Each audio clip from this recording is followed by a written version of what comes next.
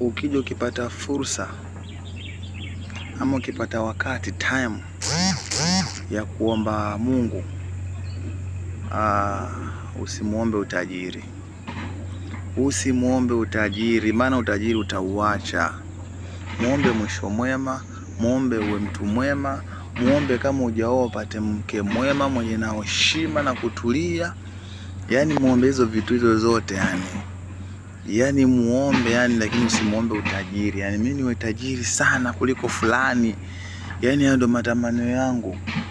Hapo ndugu yangu, hapo ndio mwanzo wa kupotea. Maana yake unapopewa utajiri kushinda fulani, inamaanisha wewe utakanyaga wenzako vibaya sana. Yani utakanyaga vitu vya wenzako vibaya sana. Sasa inabidi wakati mwingine uombe kitu cha maana sana. Hekima, busara, upate mtu mwenye anakuelewa na una mwisho mwema, wewe mtu mwenye na hofu.